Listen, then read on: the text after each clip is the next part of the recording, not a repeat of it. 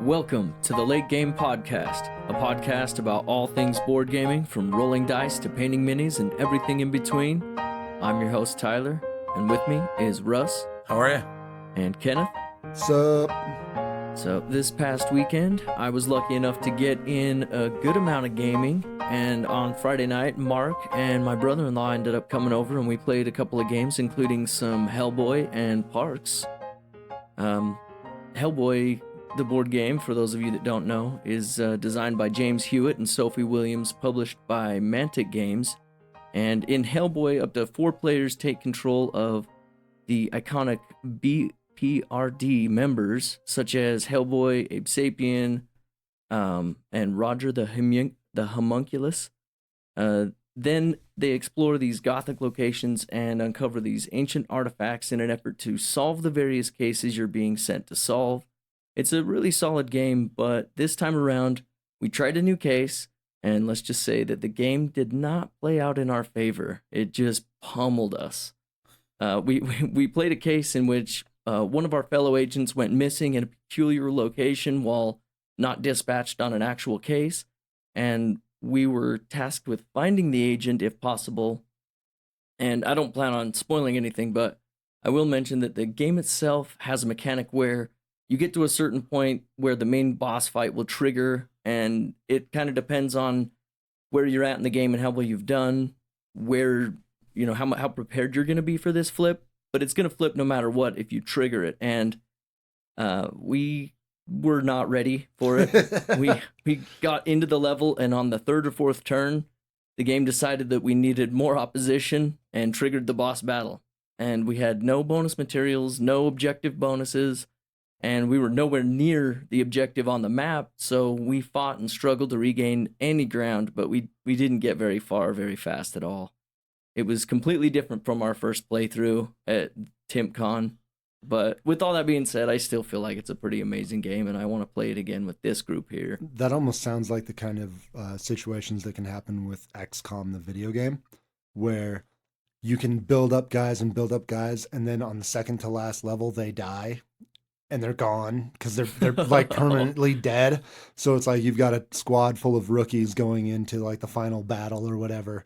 And I want to say that one of the XCOM games for the PlayStation, I never finished it because I didn't want to play through the entire game again just to have a chance at that final level. Right. It's somewhat similar to that. The game decided that it felt like we were ready, apparently, and it threw the boss at us 3 turns in. And it just did not go well. I mean, we scrapped our way back to actually getting close to getting to the objective, but there was no way we were dragging him back to the exit. We were screwed. But it was fun. Overall, it was pretty fun. That's what matters. It was nice to let it hit the table again. Yeah. I got so I went to Disneyland, but we were on flight. I finally played Harbor. You did? Yeah. So it's a small box, kind of looks like the Tiny Epic boxes. It's by Scott Alms, is the designer, and I am glad I patiently waited and did not get rid of that game. It's Tasty Minstrel, right? Yeah. Nice. It is a great game. Played it twice. Played some Cover Your Kingdom as well. Oh, nice. Follow up to Cover Your Assets, but oh man, this Harbor is it's a worker placement, I guess, kind of, but the buildings are cards, and so they come out, and you have 6 at a time, and you use those buildings, and it is very thinky. It's a great game. That's awesome. So you do whatever's in the building, you get your goods up, and then you ship your goods to buy new buildings, and oh man, there's just a lot going on for basically being a couple cards and a couple wood pieces. It's nice. Great. I don't remember what game I got it in, but I have a promo for that if you want it. Oh yeah. All right. I mean, I love that game now. Deal. So I think it would right be up your guys' alley too. So right on. Yeah, I'd be down to check that out. That sounds really interesting. So. Well, what about you, Kenneth? Did you play anything over the weekend, or I played a 3-player game of Cthulhu Wars, and nice. It was fun. I distinctly dominated as the Windwalker. Alex played as the Ancients, and my stepson Chazen also played. I can't remember what faction he was. He wasn't a very big factor in the game. How is that at 3? It's fun. I don't think that the factions we played were, well, Chazen as a player was not balanced against me and Alex. And then the Ancients against the Windwalkers was not like those factions where, I mean, we essentially were playing 1-on-1. Those factions weren't balanced. With the Windwalker, first off, it's got 2 great old ones, which is a lot. And one of them has an ability that you can move all of your units with it as one movement. So are they blue? They're the light blue ones, blue. yeah. The ones that you played, the Ancients? No, the Ancients are like the darker, like almost turquoise. Oh, okay. And the Ancients don't have any great old ones. They have the buildings. The little buildings, yeah. Right. So with the Windwalker, usually when you move, you have to pay 1 power per unit, right? With the Windwalker, if you have the specific great old one, you pay 1 power and you can move everything of yours that is in that space. And I want to say, so like I said, they've got 2 great old ones, and I don't remember if it's the same one or if it's the other one, but one of their great old ones also, like, it's attack power. It's based off your opponent's doom or like end game scoring victory points. So the longer the game goes, it gets to where, like, you know, in the last round of the game, if I attacked Alex, he had like 22 doom. So I was rolling 11 attack dice for that character. Just the one. Oh man. Yeah, it's and throwing that up against someone who doesn't even have a great old one, it was pretty brutal. I mean, like, Alex was fairly close. It wasn't like a total blowout or anything. Yeah. I mean, we both blew out Chazen. But yeah, like I won handily, and I think that, you know, with more players, that Windwalker faction becomes less of a threat because you got more people that can beat him back. Yeah. It's one thing that Root has that is great for lower player counts. They kind of have what factions, that little list of what factions work well with each other. And I'm not Cthulhu sure. Wars have anything like that? I don't know. They might. And they have so many factions now. If absolutely nothing else, I'm sure that, like, the community probably, like, I could have got on like Board Game Geek and found, hey, which ones are the best? But basically we went, hey, what looks neat? Like, that one looks For cool. sure. Let's do that. You know, Which is fun to do with that game. Exactly. So and honestly, it's hard to pick that way though, because everything looks so badass. Well, and honestly, if Chazen had a little bit better mind for the game, I think that I wouldn't have been able to run away quite like I did. You know? Which is really important with the those asymmetrical games, right? Yeah, I mean, it's balanced because everything is broken, right? You know, and when that is the balance, it's on the players to keep each other in check. Yeah. And Alex playing as the Ancients, I don't think he was mechanically prepared to keep me in check. And Chazen, who would have been, definitely the two of them could have kept me in check, but Chazen didn't play to keep me in check, so it was fun. I don't think that anyone had a bad time. It wasn't okay. Speaking of Peterson games, I have a question for you, because you gave me the heads up, but I'm really confused on this. The Black Friday sale. Yeah. Let me pull it up so I know I'm not crazy. Oh, you're crazy even if you do get it up. All right. So, Black Friday sale, one day only, Friday, November 20th, 2019, midnight to midnight. Well, that's when not is a the Friday. sale? That's not even a Friday. No. Huh. So, like, when is the sale? Is it the 20th? Is it Friday the 22nd? I don't know. Or is Email it Black them. Friday? I don't know. I just don't want to miss it. Well, yeah, you don't. So you got to stay tuned for 3 days to make sure you don't. You need to be miss getting it. on their website basically every day from now until probably the Saturday after Thanksgiving. That sounds safe. Maybe in Peterson's Cthulhu world, maybe it is on a Friday. And we're all wrong. I mean, hopefully they have more God's War in stock, but I'm going to guess no. But my It's fingers possible. are crossed.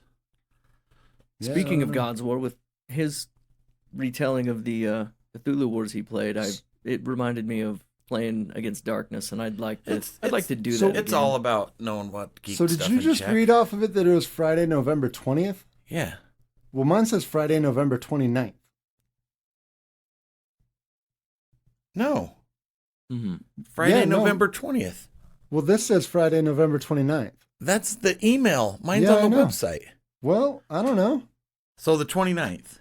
There's Is the 29th the Friday? Is it the Friday after Thanksgiving? I think so. Well, then I'd probably go with it's probably that. Yeah, day. But you should okay. definitely check the 20th too. No. But, yeah. Yeah, that's a misprint on the website. Yeah. Yeah, it happens. Yeah, see, Black Friday is the 29th. Yeah. Everything's fine. Good. Probably. Maybe.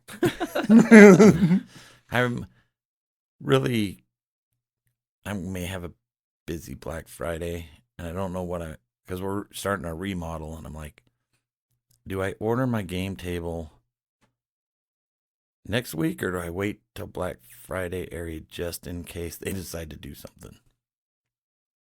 So I'd say wait. I mean, It's a Yeah. week. it's 2 weeks away. Like, yeah.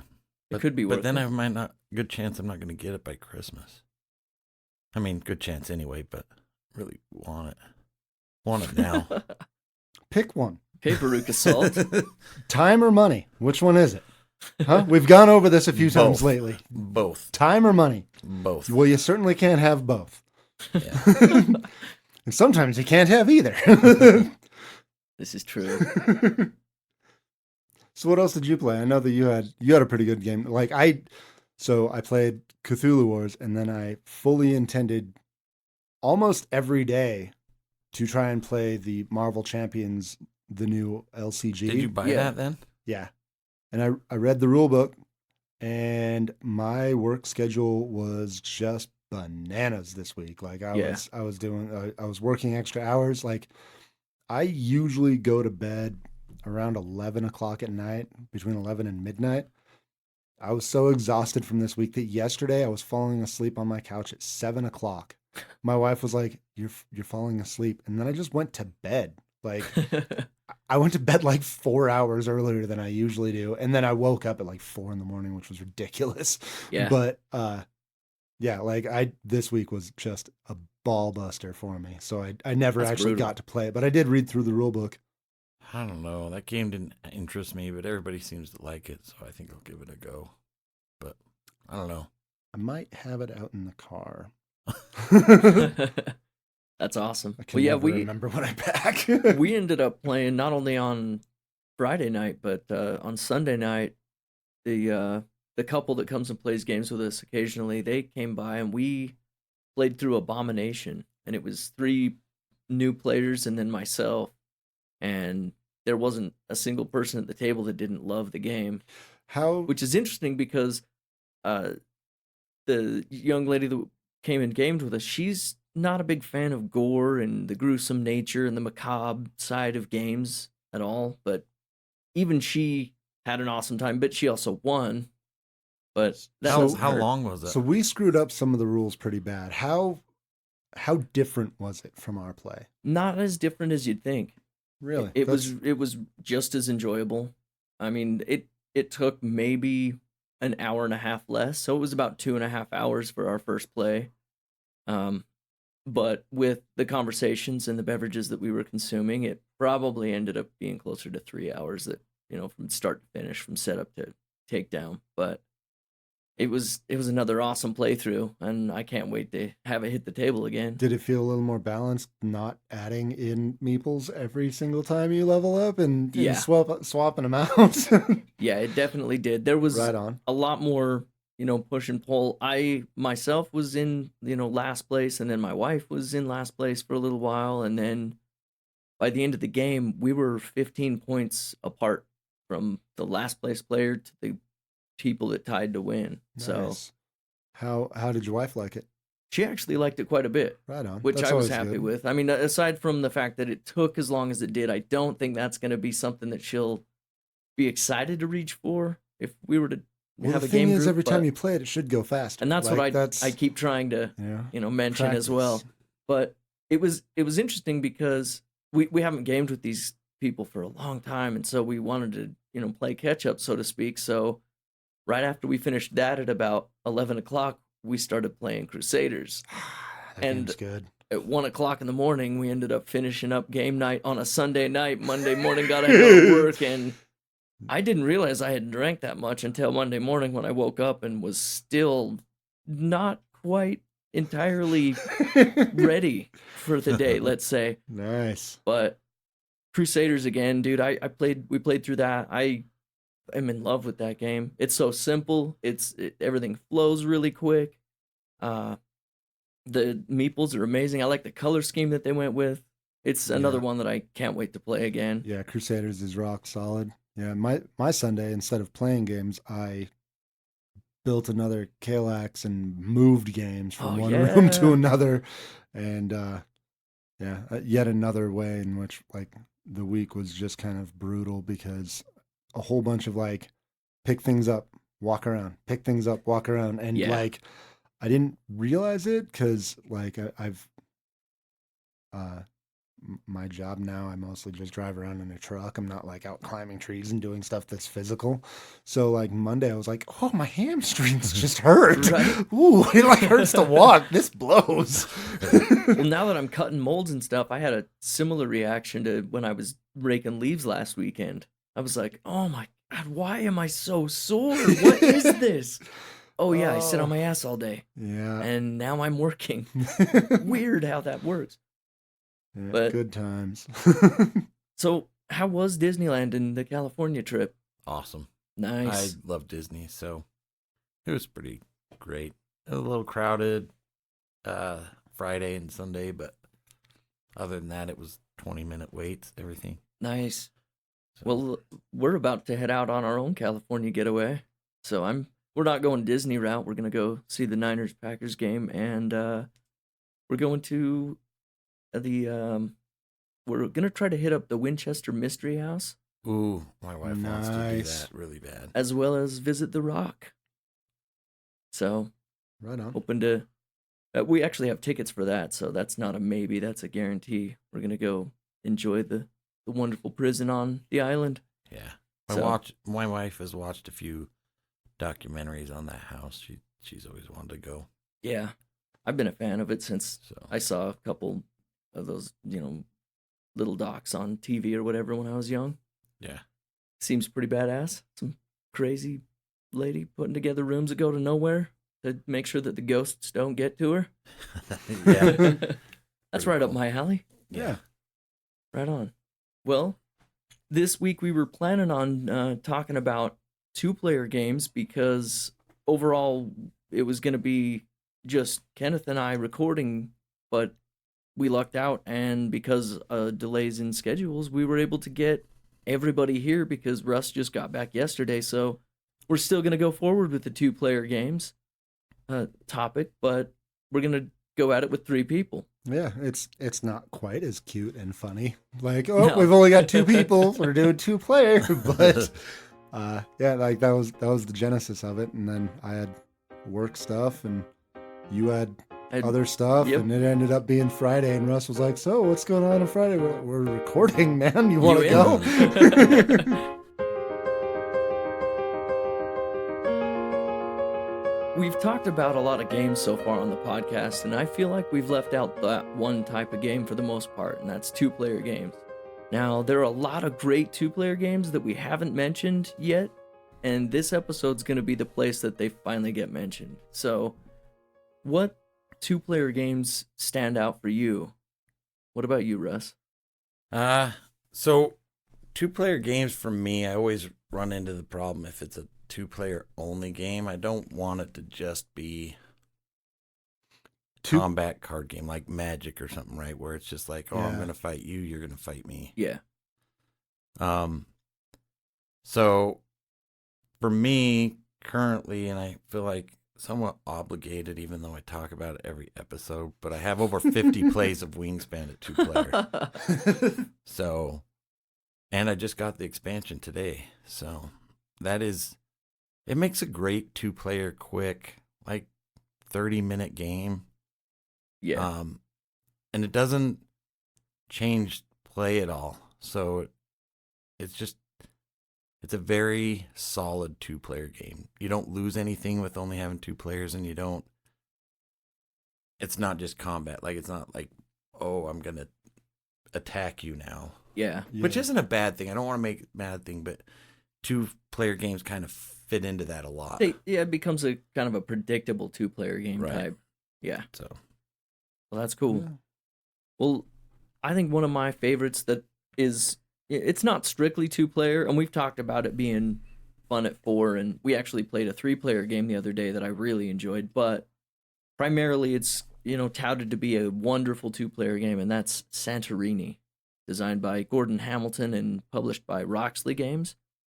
It's kind of the best way I've been able to describe it to others and non-gamers is it's kind of like a 3D chess type of a match with, you're building up buildings, but it's not the building that is important, it's the placement of your players on those buildings, and it's a really interesting game that I am glad that it's short enough that my wife enjoys. Yeah, if you like strategy games like chess, that is a great modern game. At the end of the game, it looks freaking awesome. Yeah. I played that once with you, and it just didn't really do anything for me. Like, I always hear that it's great. Maybe I need to try it again, but it just didn't click for me. Maybe try it at a different player count. Yeah, I don't remember. We started as a family playing it at 4-player. That's how we learned it. And so now I prefer it at like teams. So each person just has one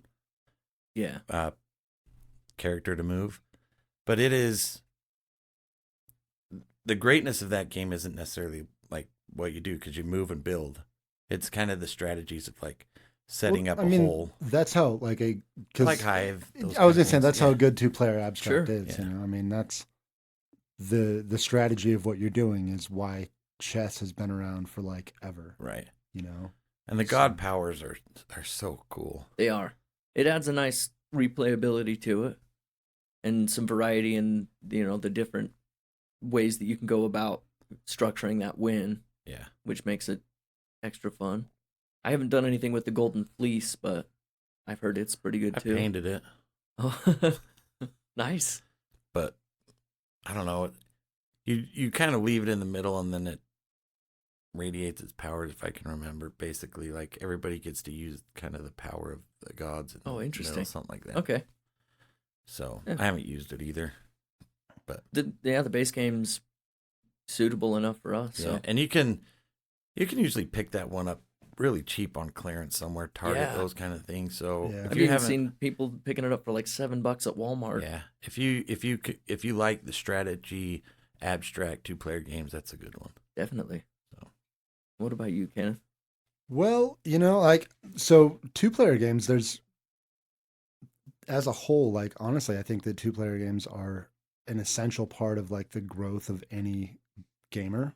Like, who didn't start off with like Checkers and Connect 4 and Battleship? Like, those are like, I think of like 2-player games, and it's like, okay, those are 2-player games that everyone has played a million times. Good point.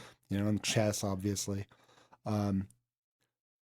In kind of that abstract vein, Hive. I love Hive. It's chess with bugs and no board.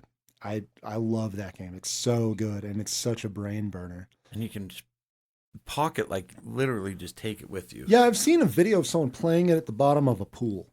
So like that game, it's like indestructible. That's cool. Like, it's you just got these good solid, like, what's it called, Bakelite or whatever, little hexes with the little bug designs on them, like engraved in, and they're colored. Each of the bugs has different abilities. Everybody starts with the same amount of units, and you kind of deploy them, and you're just trying to surround your opponent's queen bee. It is so good, and it can be so frustrating at times.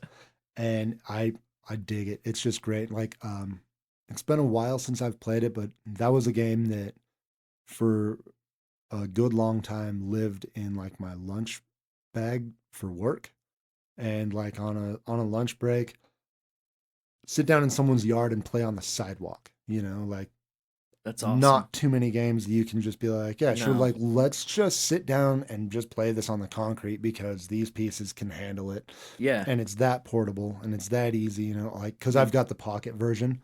Even with sleeves, I don't think I'd trust a game on somebody's sidewalk. Right. So I've got Hive Pocket, which the hexes are about maybe just over an inch from flat edge to flat edge. Okay. There's the regular size, which I want to say they're more like 1.5 to 2 inches. I kind of want to get Hive Carbon, which is the larger size, but it's only black and white, like a high contrast black and white. Have you checked the Facebook group lately? Oh yeah, I saw it on there. Because I almost want to pick it up. It's $15 someone's selling it for. What? Huh. So if you want to get that, you should get on that right after we record. Or just do it right now when somebody else is talking Right? about the next two-player game. But yeah, Hive is awesome. And it's a game that, again, like you cannot beat it for portability. Like you literally just throw everything into a bag that it comes with. It's like indestructible. It's the only game that I would be willing to like just to prove a point. We can game anywhere. That's the game that I'm going to like. Yeah. Like I said, I've seen people playing it at the bottom of a pool. I would sit out in a storm and play it only to prove a point because sitting out in a storm blows. But like if there was a bet, like, oh, you wouldn't do it, I would, it's just awesome. And there's so much strategy with Hive. One thing I love about both those two games, Santorini and Hive, is that idea of what you get with chess with like the checkmate, right? Where you lay out a plan to sucker them into something and backdoor it. Right? Yeah. So it's like you're watching over here and I'm going to do this. And Yeah. I just love that about those abstract games. Yeah, definitely. I haven't played Hive yet, and it's one that I've actually been interested in, but I didn't know a whole lot about what it was. It seemed almost too simple. I was like, is this going to be one of those games that Dude, it's you so sit down, you go to not. play it, and you're going to figure it out right away? But I obviously No, feel like dude, I it is- was wrong with that It is such a brain burner. interpretation of it. That's cool. Yeah. That's cool. Well, what about another one, Russ? All right. So probably one of my go-to two-player games is one that I didn't expect it to be as good as it is, even though I'd heard great things about the Queen's Gambit, Star Wars The Queen's Gambit. But Star Wars Risk is kind of a re-implementation of that, but it's based on the Empire Strikes Back instead of like the Phantom Menace or whatever. Yeah. But Star Wars Risk is so good, and I have a friend that we play it quite a bit, and it turns into that kind of that two-player heavy strategy where it's like we've played each other enough. It's like, okay, well, what are you going to do this time? And I'm going to try to counter that instead of, trying to get to know what you're doing. It's very much of, all right, he's going to take this route and do this time, so I've got to do this. And you have 3 battles going on at a time, and you just play 3 cards, and they're orders for what your people do. So you can focus on the main battle or the lightsaber fight or free and indoor type of thing. And it's a great game. It's very heavy strategy, more than like Risk, where it's just like chucking dice. Yeah. I mean, Risk is very strategy. I don't want to say that, but there is some dice rolling, but it's more about timing your orders and what your plan of attack is going to be. That's So, awesome. Love that game. That's awesome. Didn't you get that at a thrift store? I got it at SaltCon. Oh, right I got on. the black version, which is funny because now I'm like, I need another one as a backup, like just in case. So I've been keeping my eyes out and I can't find it anywhere. So We got lots of thrift stores around here. yeah. Another one just opened up at the old Game Haven called Be More Thrifty or something like that. The one in West Jordan on 90th. So, but I also thrift do like store, to so. pick up Risk versions of whatever at thrift stores. That's So, cool. Well, I'll keep an eye out then. I'll shoot a text your way when I see something. Well, next up for me, I Kenneth and I played this somewhat recently, and I feel like we probably played a couple of things wrong. But even in the flubs, it still had a lot of really interesting things about it, and that's InBetween, designed by Adam Kwapinski and published by Board and Dice Games. It's one of the more unique takes on a two-player game that I've ever seen, really, with it having, you've got a collection of townspeople that you're trying to control, whether you're, to each player is going to play the light side and the dark side, or the demon side and the humans of this town, and you're basically just trying to pull these townspeople influence one way or the other towards your side, or if you're the dark side, then pull them under. And one of the things that people have said is it's very similar to the Stranger Things theme. And the thing that caught my eye is I thought it had a lot of art wise, it had a lot of Silent Hill-esque to it, and that's something that I'm just going to be drawn to automatically when it comes to the art, or the concept. And I after watching a little bit of Stranger Things, I could see both being somewhat relative to it, but overall the game is really interesting and unique, where, like I said, you've got a group of 10 different townspeople that you're just playing tug of war with influence, and you're trying to pull them into your side or control them one way or the other. And you have a deck of cards that you're going to play, or there's a handful of different actions that you can take every turn, but you're selecting one or two actions every turn, and then you've got to strategize, and it's kind of got its own chess feel to it as well. Yeah, but a lot of back and forth. Yeah, definitely. But it's a really unique game in that it has a lot of mechanics that I haven't necessarily seen implemented in a two-player game in such a way. So it's something that I'm going to take it with us to our trip to California to see if I can play it a couple more times. Great small box game, portable too. Yeah, but it's also got enough depth that it's going to feed my gamer's mind, but not overstay its welcome for my wife's lack of patience for a long game. Yeah, for sure. I really enjoyed that one, and in general, I'm obviously a big fan of asymmetric gameplay. Yeah, and I like that in a two-player game.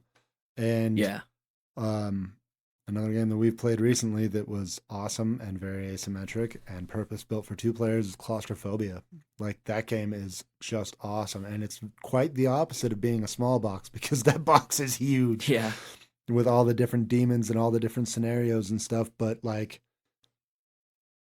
both sides, like there's enough functionality between the two that they feel similar. Yep.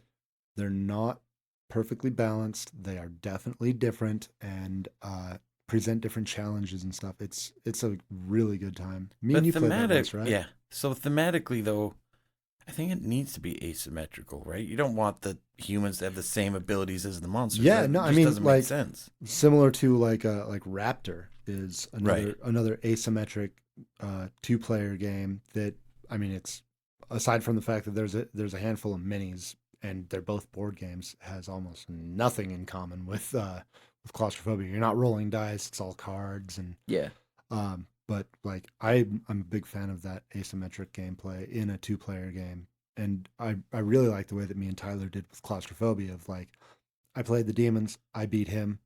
We walked around the table. He played the demons, he beat me. It was a lot closer than when I beat him, but I think that's really cool with the asymmetric two-player games, especially if they don't overstay their welcome. You can go, all right, cool, that was neat. Let me try that side. Let's see if and just see who is the better at strategizing on the either side of the board. Yeah.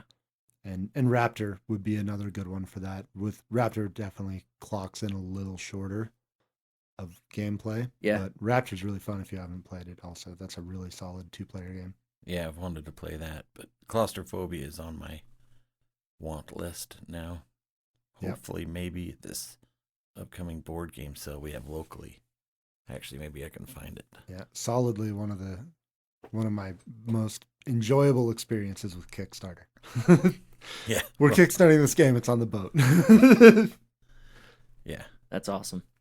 Well, what's next up for you? All right, so probably one of the games that's been on my shelf the longest, especially 2 player, is Seven Wonders Duel. I love that game. Been to events to play it, learned some strategies because I thought I was playing it well, and then this one kid at this event like wrecked everybody and had just this other strategy I picked up on, and it's really good. I think it's Seven Wonders only in the sense of the same iconography, and I mean they basically implemented a drafting game in 2 player form really well because the cards are laid out. You flip one over, and then you can take whatever cards are face up. So it really creates a lot of strategy because you don't know what the cards are that are going to be down. You don't want to open up stuff that you're going to give to your opponent that you want. So I actually have another 2-player card drafting game called Tides of Madness. Oh, I've seen yeah, that I've one wanted before. to try that one. I've only played it once. Me and Alex played it, and I remember really enjoying it, but it's only 2 players, and honestly, like, the 2-player games don't always get played. Right. So, but yeah, like 2-player drafting can work surprisingly well when you think about what a draft is. Yeah. And it's been a while since I played it. I only played it the once, so I can't really talk too much about how well it worked or how it played. But I do remember totally enjoying it. It was a game that you, if I remember, there was a certain like set collection, and there's like madness because it's like Cthulhu-y.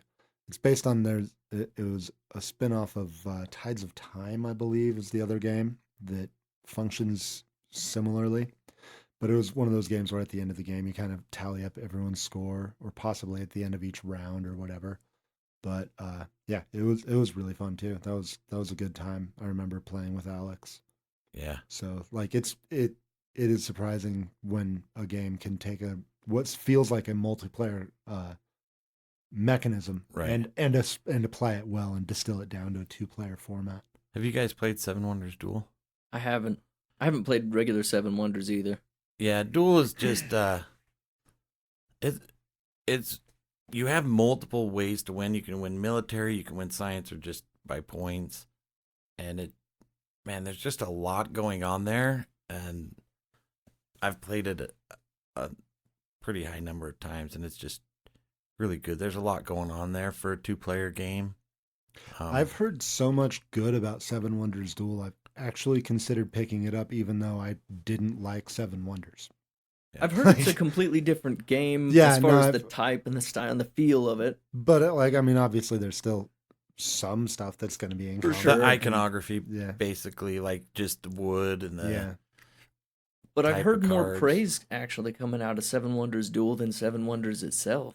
Yeah, Seven Wonders is kind of that staple basic drafting game, right? Seven Wonders Duel is just a great strategic 2-player, somewhat type of drafting game because the way they lay the cards out, it is drafting, but it's they did an awesome job adapting to a 2-player game. I mean, I think there's rules for 2-player in the basic game, but I don't think that would be as fun. Yeah. But well, the next game that I was going to talk about is a game called Claustrophobia. But I've heard of that one. We've talked about it quite a bit, and but yours isn't mine's 1843 or whatever. 1643? No, mine's the 2009 version. And just to briefly kind of talk about, my son and I played it the other Saturday morning a week or so ago, and I kind of elaborated the rules a little bit on his side. He played as the humans, and the tiles were in his favor, so he ended up escaping. Right I on. ate 2 of his dudes, but he ended up getting out and slipping through because there was the one tile that's that super claustrophobic tile that only one player or one creature can be in at the time. So Yeah. he was able to slip out, which was kind of cool. So I'm actually going to pull an audible and talk about Shards of Infinity once more, which is designed by Gary Arant and Justin Gary and published by Stoneblade Entertainment and Ultra Pro. This game it's 2 to 4, but it's best at 2 for sure. it's another one of those that I kind of, one of the reasons that it wasn't initially on my list is the same reason that, you know, Russ was talking about earlier with it being a battle game, you know, that predictable two-player battle thing. But the thing about it is it's similar to Star Realms in the way that it feels overall with you got the market that you're buying things in, a deck building game and all of that, but it's got an interesting take on, you know, each faction that you're buying from, you're going to get those benefits, but there are things that you can benefit by, you know, one faction's going to help others, or all of the factions, or the variety of things is going to be a benefit for another faction of cards that you're purchasing from. So it's a really interesting game. It's something that I wouldn't mind picking up the expansion one of these days soon. I don't play it quite enough to commit to that quite yet, but when my son doesn't want to do reading out of a book, he picks that game to use as reading. So I'm cool with that. I do love those kind of games, so I don't want to sound like no, bad. for I sure. love Hero Realms. I love Keyforge, Magic. I all was those kind of things. Mention Ashes as well. Kind of has that. I don't think you've played at it too, but Sorcerer is great at 2. I think Sorcerer's better at 2 than 3. Yeah. Terrors of London is another 2-player deck builder that we play that's really enjoyable. Yeah. How do you guys feel about the like going co-op with only 2? I like it. I know that me and my wife, we've played quite a bit of Aeons End at 2-player, and that's really fun. I've also played it solo. I just really love that game, and I've talked about it ad nauseum on the podcast. But I like knowing how much we enjoy that, and kind of thinking about, like, you know, the similarities of that and the totally different theme, and obviously also different mechanics. Like, I fully expect that the Marvel Champions LCG, I will mostly be playing that at 2. Yeah. And I expect that that'll be a game that me and my wife play a lot. Well, I think that's good with the 2-player, like the cooperative, in the sense that, like, Arkham Horror, the card game. Yeah. Right. It's a different. It's not a combat. And let's be honest, if you're playing a lot of 2-player, you're playing the same person all the time, whether it's a spouse or something else. So to change that up, I think I love the co-ops at 2. I haven't played a bunch of them. If I could get my wife to play anything but Wingspan, I would probably play more 2-player co-ops and those kind of things. Yeah. Yeah. I like them, but it's like, it's almost got to be a certain thing. Like, I don't know. I couldn't really see just me and her sitting down and playing like Zombicide. Right. You know, where Zombicide is such a big game of big moments and stuff. Like, it doesn't have, there's like an inherent like intimacy of playing with only 2 people, where like Zombicide feels like a big experience. You know, it's very like cinematic and stuff, and so like when you've got, you know, 4 or 5 people, and you, it's like even more exciting to talk about. Be like, oh yeah, you remember when this happened? Oh yeah, and that, and, you know, Whereas like with Claustrophobia, it's like that one tile. It was the one thing. Tile 19. I have not forgotten. And it's like there are those moments, but it just, talking about it doesn't sound as cinematic. It's much more of a small, I mean, and considering like the component similarities, you know, you've got good quality cardboard tiles, you got really cool minis, you've got all these monsters and characters and stuff, and the player boards, like there's a lot of things that you could compare, and a lot of like 1-to-1 comparisons between Zombicide and Claustrophobia, and yet they feel so different. Especially when, like you're saying, when you're talking about it after the game and after the fact, when you can share something in Zombicide, you can share a story a little bit more without somebody who's ever even played Zombicide, and it'll I don't know, it'll land a little bit better to the listener even if they have not played, whereas Claustrophobia, it just doesn't quite resonate the same unless you've played the game yourself. And then if you're talking to other people who have played it or are, you know, familiar with the game, then it's probably going to have a better, you know, landing point with that story. We've played, actually, now that I think about it, a lot of Harry Potter, Battle for Hogwarts, a lot of 2-player. Yeah. So right on. That's a good deck builder. We're 2 about player. to start book 4 if I can ever get my family to commit That's where to it starts It's starting to get longer, so that's where they're Yep. like pulling away. It's like, Well, no, that's where it it's gonna starts get to good. get where you have to, you might lose. And I Yeah. think they do a great job in that game of like ramping it up. So you can start with like non-gamers and be like, oh, this is how it works. And then by the time you get to the expansion, it's like, oh my heck, how are you ever going to win? Yeah. Aren't they like reskinning that with They a did. different theme? They did. Toy Story, Toy right? Story. I need to pick it Okay. up. So yeah, like I've heard good things about it. I like physically am incapable of caring any less about Harry Potter than I do. There's nothing about that IP that even mildly appeals to me. I've heard that it's great. Other than that, like nothing about it. But I've heard so much about that game that I'm like, I'd like to play. But when you have an IP game, like there's a certain amount of the game that's always going to ride on the IP. Yeah. And it's really hard to just appreciate a game that for the mechanics without the IP kind of getting mixed in there. And especially when it's something like, I know enough about Harry Potter to know that I don't want anything to do with it. So it would be hard for me to get past that, where like when we first played Bloodborne, I knew nothing about Bloodborne.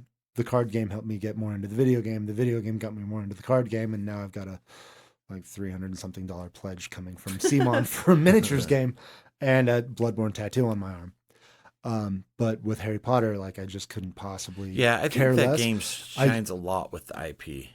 I like the idea of trying it with something else because I've heard good things about it. And so I will want to have the check Toy Story out. version soon. I'd like to check that out. Like So I'm not like wild and crazy about Disney and stuff anyway either, but I've at least seen a couple of the Toy Story movies and they're cool. Like Toy Story is a good IP. So I'd be down with checking that out for sure. Yeah. Seems pretty cool. Well, what's next up on your list?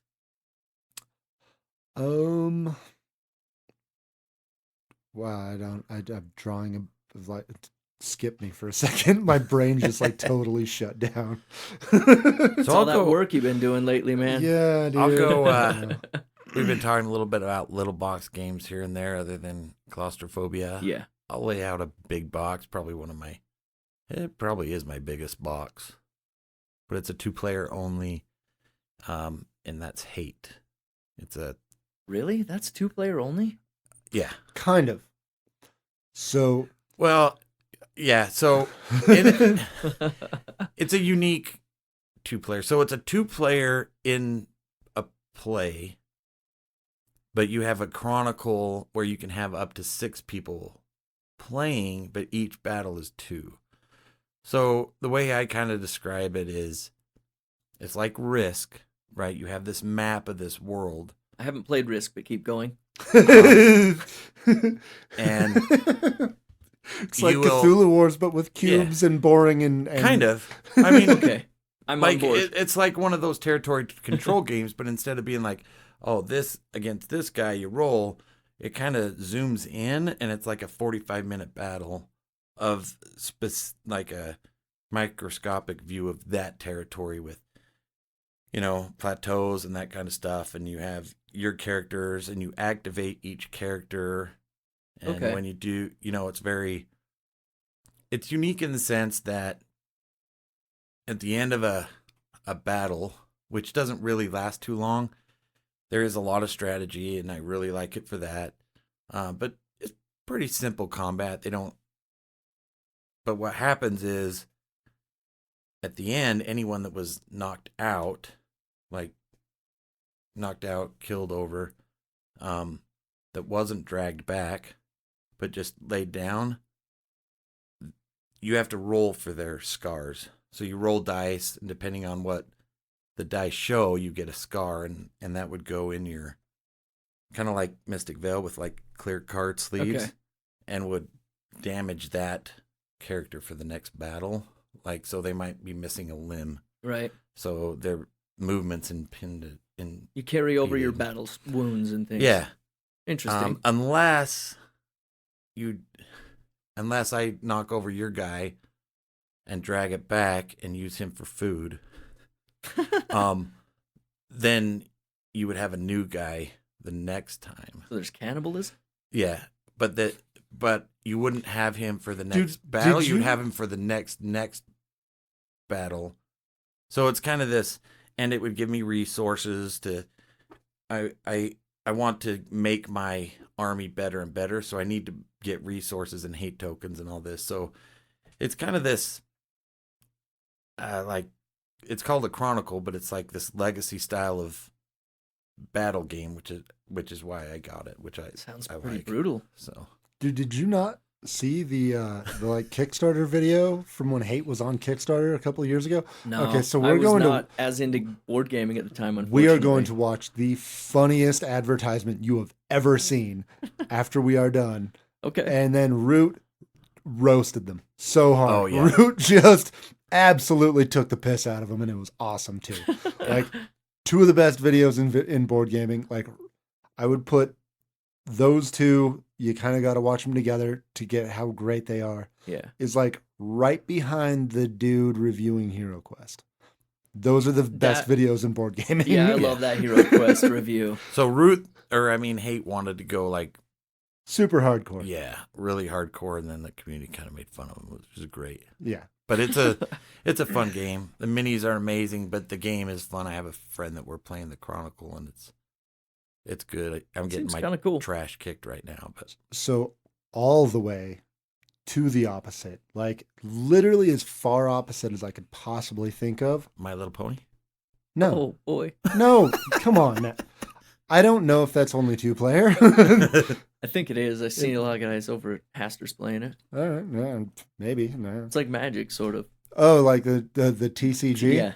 I thought we weren't talking about TCGs because otherwise we'd just talk about like Magic Yeah. and stuff. No, the opposite of Hate would be Fog of Love.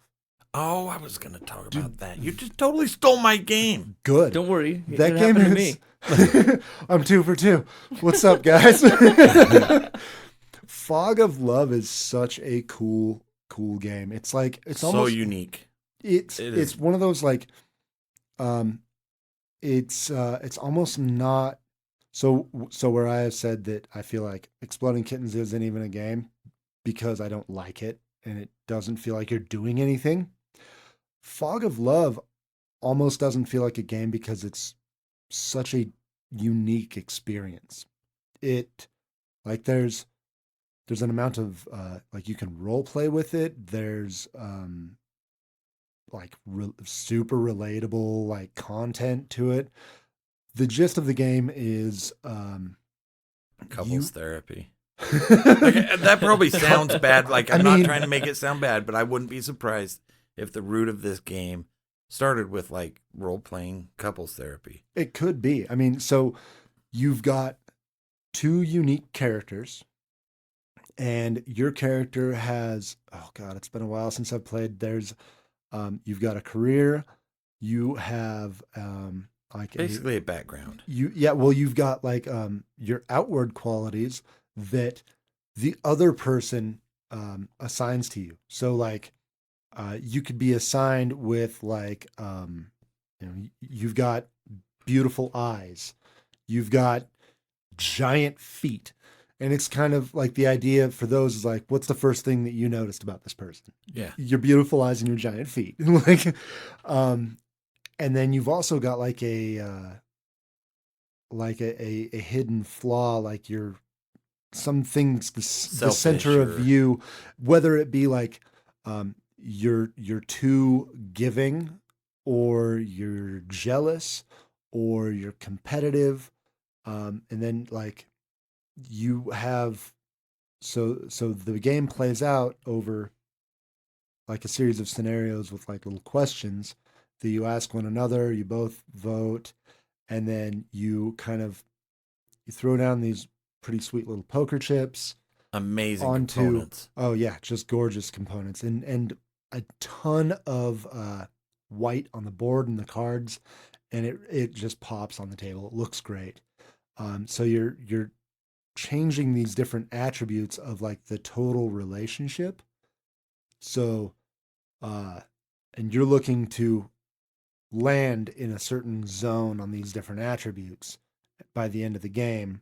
And you're also looking to either your character wants it to work out and you guys get married, or maybe you want to break up or something like that. And if you just throw it's one of those games that it's like, it will ask you questions and you kind of go, all right, I would absolutely choose option A, which will score me 0 points. So I'm going to be a total asshole and do something that like I morally object to and choose option B because that's what my character requires of me to play this game. And then like you can always kind of ham it up with a little bit of role play. Like, and I mean, one of the scenario cards is like, the first trip as a couple to IKEA, which, I mean, and Shut Up and Sit Down's review of this, that was one that they specifically brought up. And it's like, dude, if you've been to IKEA with your significant other, that's like an experience because the place is a maze and there's just stuff everywhere. It's like a super frustrating shopping experience the first time you go there. Like, yeah. And that's a thing that you can like just relate to, By the time you get to the food court, you're relieved. It's a very mature without like, I mean, there is some sex stuff, but without I was gonna say, is it an adult thing? It's such a unique game. I don't know how to describe it. It's a mature game, but not like Cards Against Humanity is a mature game. It's there are some adult themes, but there's the adult themes. There's some of it that's like sex stuff a little bit, but also, I mean, like your kid isn't going to be able to relate to that first trip to IKEA. Your kid isn't going to be able to relate to your mother-in-law visiting.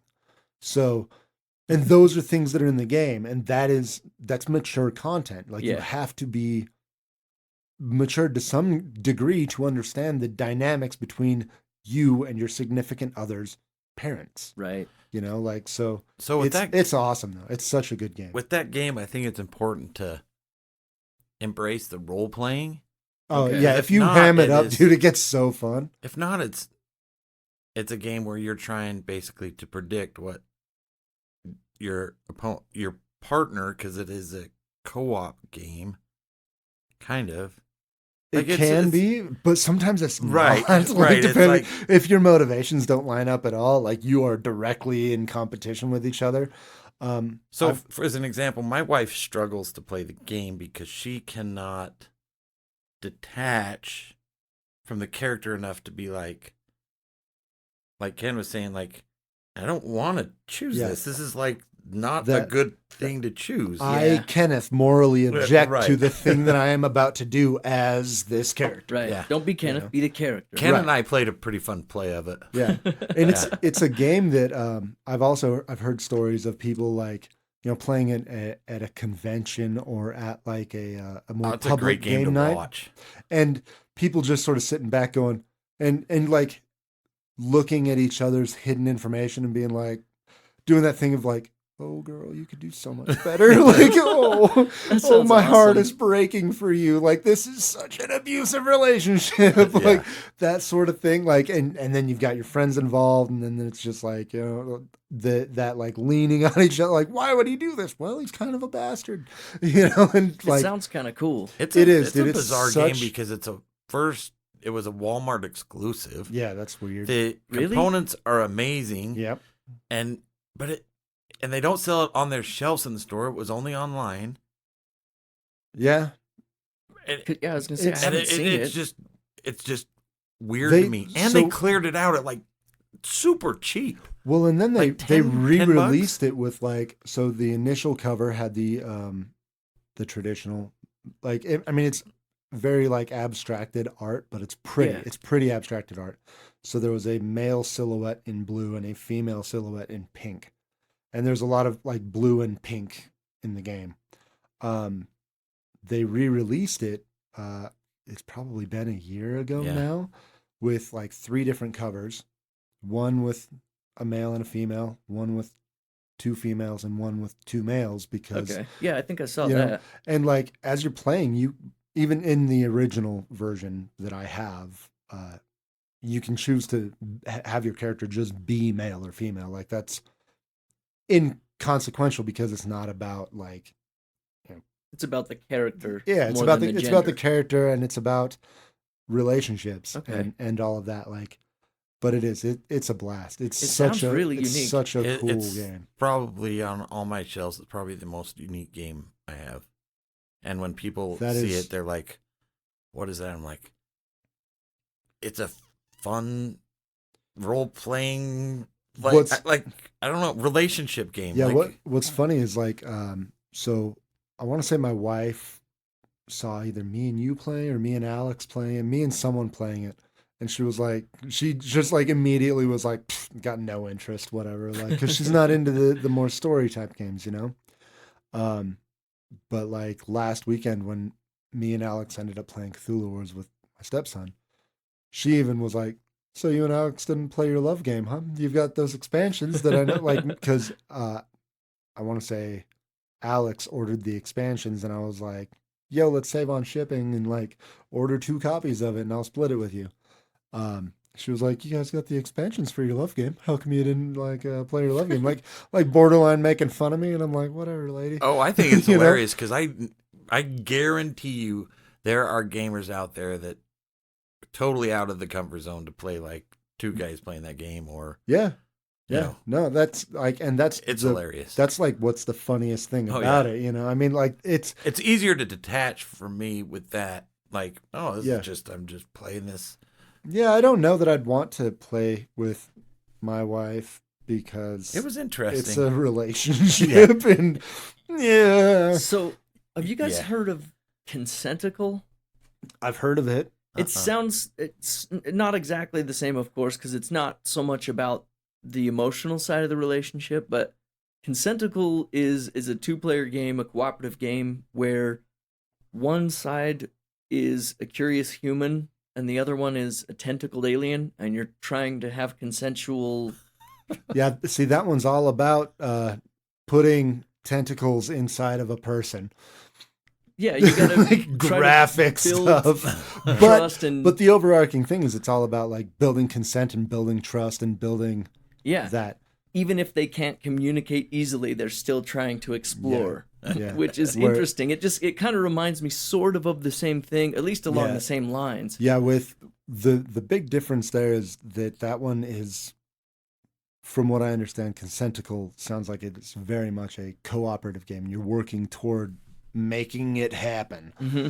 Whereas with Fog of Love, it's like semi-co-op at best, and depending on And you what may exactly, you may be that jerk that you don't like to be, that's like Yeah. emotionally abusive to the yeah, your significant other, and So is it basically different, like character roles, like you're playing the entire There- game, so you get yeah, or and then do you're you asked, build a character, with and then you're different asked things? questions, and you need to answer those questions based on the stuff that you have. yeah, you're looking to. So when you answer the question, it changes like the different stats of the relationship, and your character wants those stats to land in Yeah. a certain range. It's an Okay. amazing system, Yeah, it's like because you have this role that it doesn't. It's not like, oh, I want to choose this. yeah, it's not like you're building a D&D character. Yeah. Okay. To optimize your results on that question, you have to try to guess what this person with these characteristics and this background would want to do to optimize the best result for the Okay. game. So you're not just reading an answer, No. essentially. You're generating it based You're on like, your oh, I'm a selfish prick. characteristics. I would Yeah. do that. And- Oh, that works out. And the Okay. thing is, like, you can be a selfish prick, and the person across from you, like, they're generous to a fault. And it does kind of feel like that thing that, I mean, I think that we've all seen people who are like, you look at the relationship and you go, That's not one how of you, like, one of you is winning in a real life relationship. You go like, this person is doing great and this person is not, and that's not how our relationship should be. You get that from this game. That's interesting. We should play it sometime. It's a- like the it's next a- time there's just 2 of us, we should. Yeah, we should. I'm play it. very down. It's great. interesting game. I'm down. It sounds like a lot of fun. It's one of those that I've heard and seen the Shut Up and Sit Down review and stuff, and I don't feel like just hearing about it does the game justice. Well, It's and what like you I said, the probably components need to engage in it, play. are amazing. It just is so weird to me, the release and how it was released. I didn't know And, that. That's bizarre to me too. Like, I think it would do really well, and it's like you can probably still find it at Walmart here and there for like $10-$20. It is a great. Yeah, I'll keep an eye out. it's a really cool game, and like I have it, and I have expansions and stuff. We should just play it sometime. I'm way down. Well, what's next up on your list, Russ? All right, so Other than Fog of Love. one that's on my, I'll probably talk about some on my shelf that I want to play more with my last two. Okay. And one of them is one I got last Christmas or last Black Friday. We're all excited for Black Friday coming up, right? Tao Long, and it has the mandala. Well, the and Mancala, but so you have a movement. circle. I'm totally blanking on what that's. A rhombus? Rondell? Rondell. A rhombus. A rondell. So it's Are we talking about Mandela or Rondell? Yeah. Randall. What are we doing? So you use the Mandela or Mancala. Rondell? God, Mancala? man, I am You really, really- Holy struggling. shit. Mancala with the rondell, and when you, so the last place you put your color, you trigger that action, and you're fighting dragons. Okay. So you're both fighting each other, but your movement is based on where you end on the rondell. So is it a shared rondel, or do you have Yeah, it's individuals? shared. Okay. And it's kind of, I don't have a ton of experience with it, but it's a little heavier than just like, oh, I'm gonna do this, because you're really strategizing about where you want to move Yeah. and everything, and it's pretty cool. So It sounds cool. I'm really fascinated by the concept of a rondel with my play of Crusaders, or my Yeah. couple of plays. And it does the same thing with the Mancala effect, where you're going in that, circular pattern, see, and I love dropping things those, off and this along the is- way. and this is pretty cool with that, where you have these dragons and you're fighting, and basically you want to eat the tail and get each up shorter, and it's pretty cool. It So, sounds nice. Well, how's the art? awesome. If you like Asian themed art, it's really cool. Cool. That's So, awesome.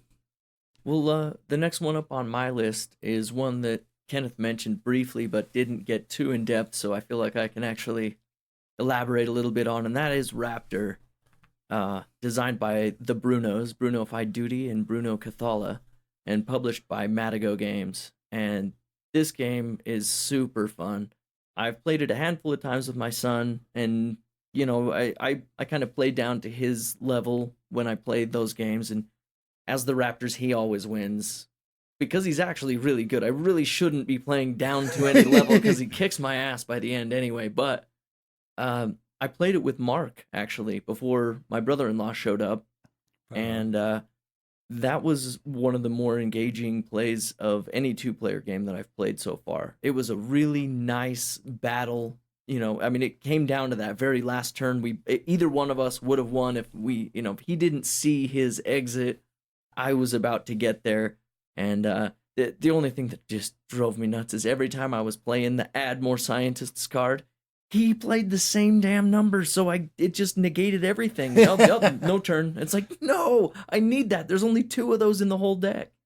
So the game itself is basically cards 1 through 9, and each of the players has the same numbers of their deck, but the different players, whether you're the Raptor or the group of scientists, you have different actions on those cards, and so the players will play, simultaneously, select a card and then simultaneously reveal, and the person that has the higher number is going to get the actions, and the person that plays the lower number gets the specific special action on that card.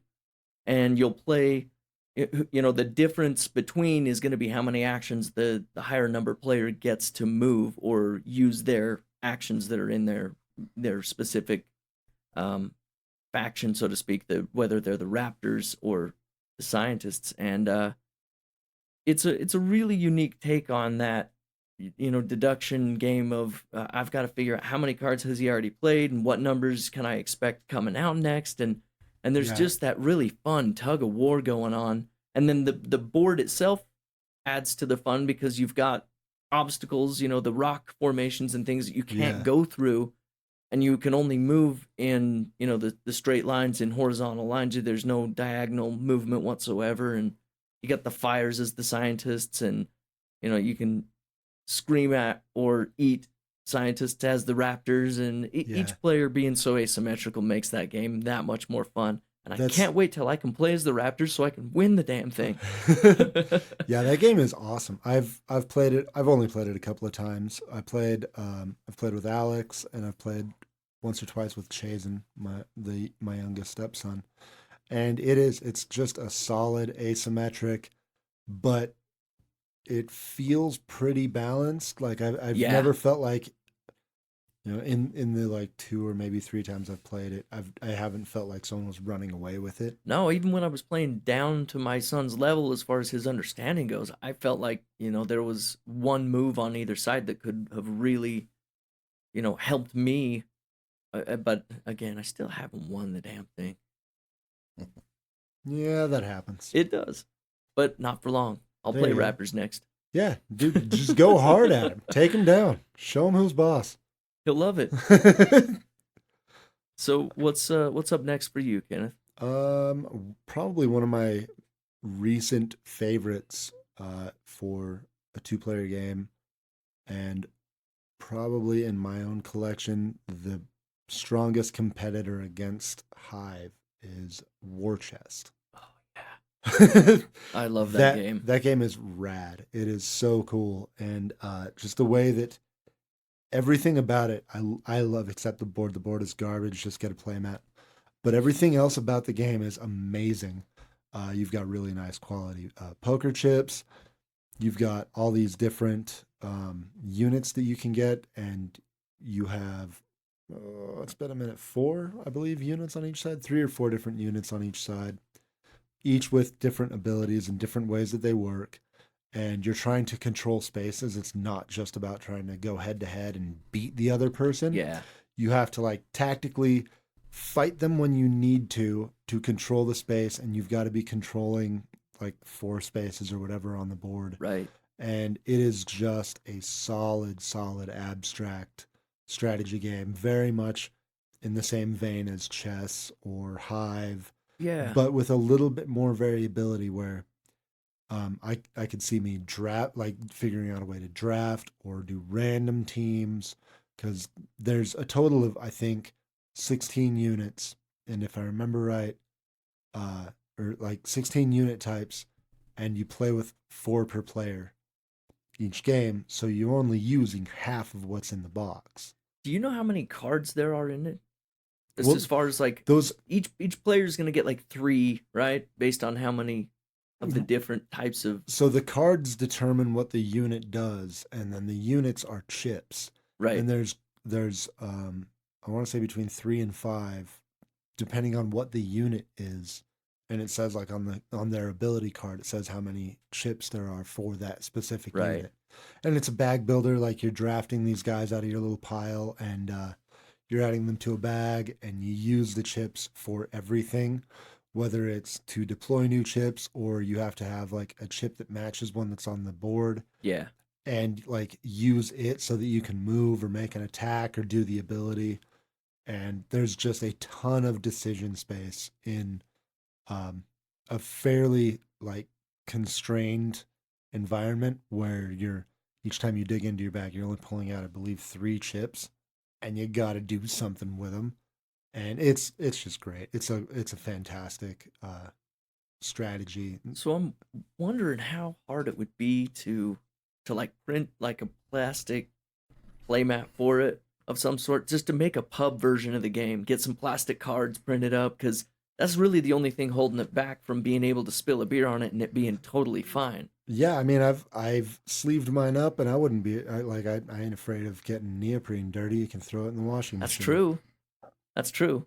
So that seems like it would be really fun to take to a pub, or to take to that. I don't think that they serve alcohol at Evermore, but that's kind of a game that I think would fit into the feel of that place. Yeah, kind of.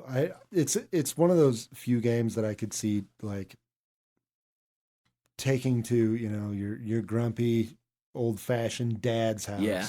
Being like, hey, we're going to play this. Are you in your games? Oh, I don't want to play. And Be then like, he gets listen, into it's it. actually kind of like chess. All right, As soon as the first game's over, he's like, let's do that again. Yeah, I see that happening. I really, really dig War Chest. It's just a fun, solid game for sure. It'd be cool to take it to, a Ren fair or something if you ended up going to one of those. Yeah, and it is like there are rules for 4-player. I've never played it at 4, but even at 4 players, it's 2-on-2, like it's teams. Okay. So it's still kind of a 2-player game. Yeah. But yeah, that's just another really awesome abstract that I just love. Yeah, I love that game too. At first, I was like, this looks like it's going to be a little dry. And then as soon as we were done with that first play, we played it twice more. And I loved every second of it. It was awesome. I was hooked. Yeah, I need to play that one. Definitely. Yeah, just awesome decision space. Like, really like, oh, what do I do? Yeah. That wonderful, wonderful tension. Yep. So, for my last one, I wanted to try to get something a little bit more unique to 2-player games, and that's Cry Havoc, which is a territory control game. It's in the same vein. Like if you look on Board Game Geek, the ones that it has similarities to are like Kemet, Rising Sun, Blood Rage. Yeah. Can't really play those at 2-player, but you can play Cry Havoc at 2, because if you have 2, you have a third faction that is like a bot faction. Yeah. Okay. Not a lot of upkeep with it, but it affects the board state. Yep. Okay. So it's a fun, unique game. It's from Portal Games, and it's got a pretty unique combat system because it's based on the minis. And then there's 3 positions you can put them on when you combat. So like if we're gonna combat over an area, the minis that would be in that area are used on the board at a certain phase during the combat. You'd move them over and you'd place them according to where you want to put them. Okay. So you have to strategically put them to where you want it to help you the most in the combat. And they kind of affect each other, and it's a unique combat system that I haven't seen quite anywhere else, so I like it. It's not relying on dice. It's not relying on cards. It's kind of outthinking, in a sense of what's going to happen. That doesn't mean one player's smarter than the other, but what's the strategy you're going to use to trigger, and how is it going to help you kind of long term? Interesting. So, but that ability in a 2-player game to play a good 2-player area control. Other ones that I play when I'm in that same vein for 2-player are I've played Godfather 2-player, and then Way of the Panda, which is a little bit different, but also works well 2-player. But Cry Havoc is a good one if you love those territory control games, but it's hard to get enough to play Blood Rage or Rising Sun. Right. That you can play at 2-player. That's cool. That's one that I definitely have wanted to play. It's the one that looks like, I think of Halo every time I see the box. The box definitely looks like the Halo guys. I have that one. I haven't played it. TM. That's your ding. Right. Yeah. Fair enough. It is. One of these days. Well, the last one on my list is, it's kind of a nostalgic pick, but it's also one that I feel like if it didn't happen to, if I wasn't introduced to it, I don't know if it's Guess Who, isn't it? God, he's good at this. Pandemic. He guessed it. No, he already guessed it. No, he said Guess Who. So this game, honestly, like I was saying, if I didn't fall in love with it, I don't think this podcast would be happening. Yeah, he nailed it. Yeah. So Dice Masters, designed by Mike Elliott and some dude who hasn't done a whole lot. So Eric M. Lang, and it's published by WizKids, who just knock it out of the park with everything that they seem to be doing, right? Yeah, I don't want to get on my soapbox here with this game, but this game frustrates me to no end because it is an amazing game system. If players haven't played it and they love like strategy and bag building, like that game has it is so good. Like the system itself is so good. I agree. And the fact that you can play, I mean, one of the things that I wasn't expecting to do, because at first I was a little bit of a purist with, like, don't mix the universes and kind of a thing. But eventually I started to love building, these storylines outside of, I want this Ninja Turtle and I want this Yu-Gi-Oh character and I want this Marvel dude and this DC guy. And then we're going to throw in 2 D&D guys and this is my team. And it was fun to be able to just mix and mash and just throw everything in and create those combos. WWE characters now. What? Yeah. That's a thing? Yeah. Oh man, well then I don't want this on my list anymore. Just kidding. I really don't. I don't mind.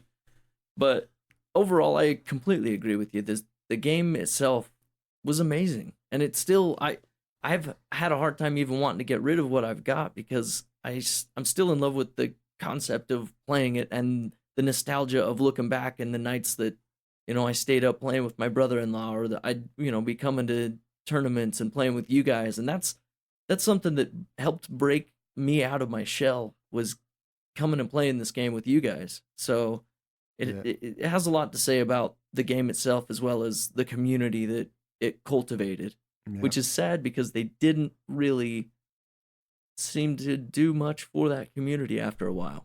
I mean, our local community has provided us this, game nights, like our whole group of friends met. This podcast wouldn't be happening. Yeah. The massive game shows that we all have probably wouldn't be what they are without Dice Masters. I also, like, you say that you seem to be against the WWE being added in, but I think that it just shows that Hulk Hogan could totally take on a dragon. I guess with that mustache, I'd be intimidated. At a certain point, it is kind of ridiculous. Like the different IPs, like it was already like weird enough being like, okay, so you've got a half-elf bard against the Incredible Hulk, against a doorknob from Yu-Gi-Oh, and it's winning. The bard is beating up the Hulk. Yeah. Okay, like so adding in guys who are literally just dudes on steroids is awesome. Yeah. Like those are just actual real life dudes on steroids against all these fictional super creatures. Yeah. I mean, I would lie if I wasn't excited they were going back to draft packs, just because hopefully at least we draft once or twice, right? Because I really miss drafting Dice Masters. I don't plan on buying a lot, but if I could buy a draft pack and draft, like, cool. Hell yeah. It'd be fun to do that. Just to throw down on another nostalgia draft. Man, I miss that game so much. To the point I get kind of angry miss the when community that it cultivated, but I don't miss it as much as I used to, because I come and play games with you guys all the time now. But the brewing, like I would spend hours me too. developing teams, and like that game just provided so much, because I think the fact that it's only the 8 characters you have to worry about, right? Yeah. So you can really interlace those. You need to get in. Like I really wish that PlayFusion was handling Warhammer Age of Sigmar Champions better, because that game is the closest I've felt, like building a deck for that game felt the closest to building a team for Dice Masters, because there are some really unique limitations. Where with Magic, there's 5 Infinity cards to choose from, and like there's all the different, like there's limitations and there's different formats and stuff. But playing casual Magic, there's not very many limitations. The limitation is the cards that you own to pull from. Yeah. What do you have at your disposal? Whereas with the Age of Sigmar Champions Warhammer card game, you choose a faction, and everything has to be either a neutral card or in that faction. You've got your 4 like champion guys that sit in your 4 lanes on your mat. Those guys each has a point value, and you can't go over like 20 points. If they're unique, you can only use one copy of that guy, so you're limited there. Like there's a lot of really good limitations that get you really creative for a card game. But I think that's healthy for building Yeah. teams or decks, Yeah. whatever it is. See, my attitude as far as Dice Masters goes, I don't even necessarily miss that game per se. Like, it was good and I enjoyed it, obviously, and I had a ton of stuff that I've sold recently. But like, what I miss was loving that game. Because Yeah. when I was loving that game, I mean, we were playing what, 4 or 5 nights a week. A week. Oh yeah. Yeah. It was just it was a huge part of all of our lives, and that was cool. And it was such a strong community and such a It's just awesome funny. I don't hobby. know how my schedule ever allowed me to play as much as I Right? did. Yeah, it's really, Or my really wife. weird. It is. Yeah, but yeah, that was a Dice Masters is a good game that is unfortunately owned by what I would say is not a good company. Yeah. It's unfortunate, but at the same time, I'm super grateful for what Yeah. it's done and provided for me. And obviously, this podcast owes some appreciation to it because Yeah. it's where we all met. Yeah. For my the last game that I'll bring up, and it kind of expands the conversation of 2-player games in general. I'm excited for the upcoming part. So there's the expansion for Root with the 2 new factions, but there's also like an optional add-on that I got with automated versions of like 4 or 5 of the So not just the cat. yeah. And so with that, like, you could have a 2-player game, but add in there, from what I understand and from what I've read, what it seems to me, you could have a couple of those bots in and either play co-op or still play competitive, and just instead of, having to be like, all right, we need to get 4 people over here, be like, there's just the 2 of us, but we want to play a 4-player game, so we'll throw in this automated faction and this automated That sounds faction. awesome. I really like that idea. I think, like, there's a part of me that wishes there was something like that for Cthulhu Wars, but there's no way. There's way too much going on with Cthulhu Wars with the different like spell books and the conditions to get them and all of that. But I really love that that Root is doing that and making it so you could make Root a better 2-player game, because I felt like, at very least, the beginner scenario that they tell you, go birds versus cats. I've never even heard of the bird coming close to winning that. It's if someone like, the closest I've heard of that happening was me against my coworker. It was my second time playing Root, so I played as the birds. It was his first time playing Root, so he played as the cats. And he played it like Risk. He like totally turtled up and let me spread out like crazy. And then he used one of those cards where it nukes everything in like 3 of the clearings, and that won him the game like the next turn. Like, all he had to do was play that card and it was done. Yeah. Like, it was. It didn't feel like there was think a competition really at all. The second or third time that my wife and I played it, I ended up beating her with the birds, but it's because I literally had just the right program that I had built, and it didn't crumble. And I mean, it was one of those where she was going to win on the next turn most likely, or I was going to, just take it at the finish line. And I got lucky enough, and I to give her some credit, I think she was more worried about what the kids were doing than the game. Yeah. So if she had more dedication to it, she would have kicked my ass. Yeah, but I'm excited about those, and that I'd like to see awesome. I'd like to see some more games kind of do that. Yes, please. I mean, I feel like a game like Kemet wouldn't be too hard to figure out a way of an automated faction for it. Well, they've gotten to where there's a lot of focus on solo play. Yeah, It'd be good to do more dual play. I know Tapestry you can add a bot player if you want. We haven't when we've played 2-player, but you can. yeah. So Well, I think those and are not every game requires it, you right. know? I mean, like Root is a perfect example of, I mean, the first 2 times I played it, it was at 2 players, and then I played a solo game and it was doing nothing for me until I played with a group. So if you can take a game that shines as a group and give that group experience to 1 or 2 players, like Yeah. that's a really sweet spot to Yeah. hit. And I hope that Root delivers on even a portion of what my expectations are in that regard. Right. You know, like it doesn't have to be perfect, but as long as there's some part of the experience that feels that way, I would love to have that 4 or 5 player Root experience and be able to just have that with 2 people. Yeah. So that kind of dovetails into my next question, which is what 2-player games that are coming out soon, if any, are you guys looking forward to?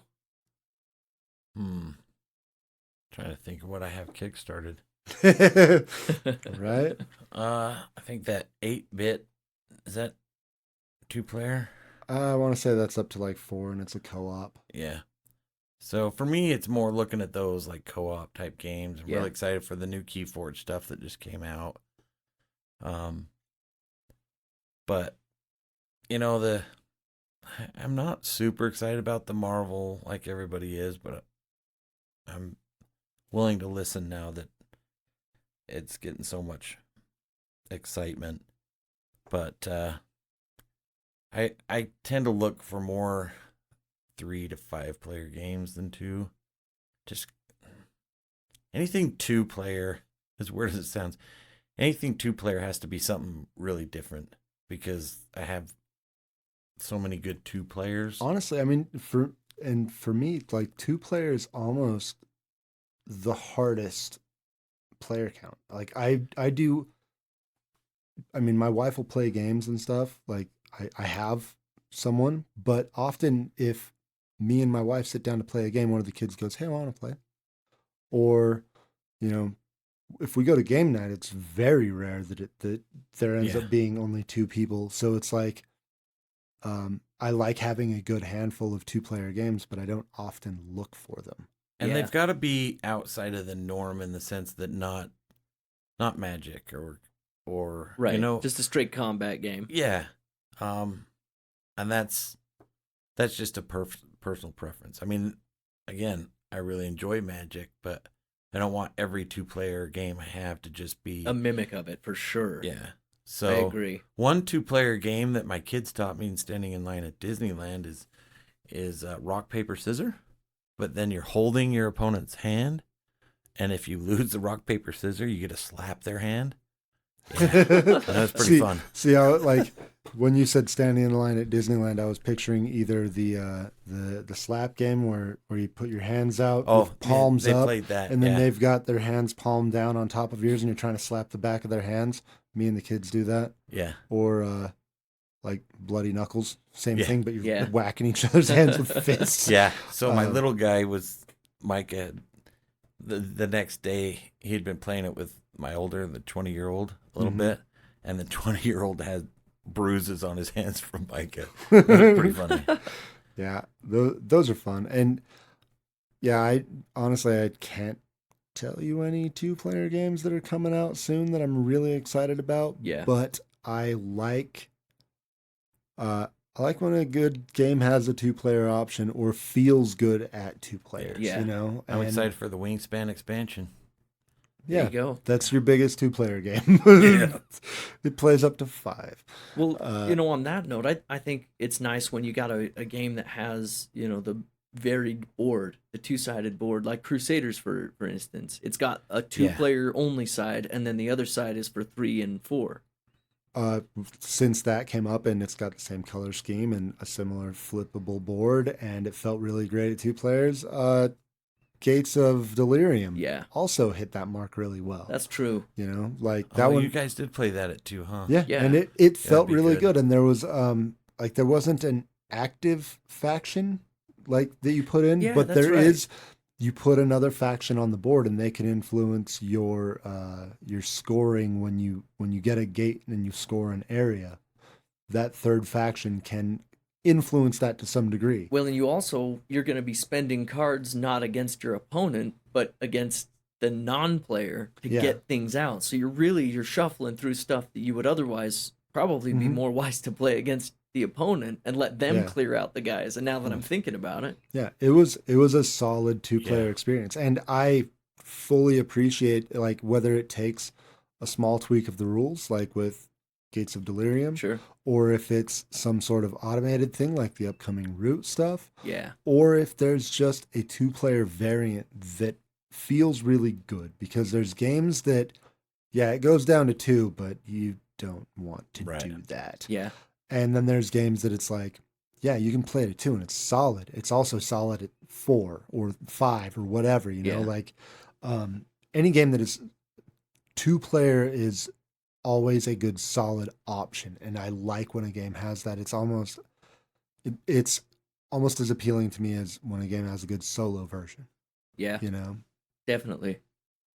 Well, why don't we take a look at that Root video? The hate video. Yeah, definitely. Awesome. Time for some game night. Yes. Well, thanks for listening. Please rate and review the show on iTunes, Stitcher, Spotify, or whatever podcatcher that you use. If you've got a suggestion for an episode topic or Talk 5, send it to thelategamepodcast@gmail.com or send us a message on our website or social media. You can find us at thelategamepodcast.com, at The Late Game Podcast on Twitter, Facebook, and Instagram, as well as on YouTube. Thanks again for staying up with The Late Game. Let's go. Well, right on. We're 2 hours away from people being at my house. So.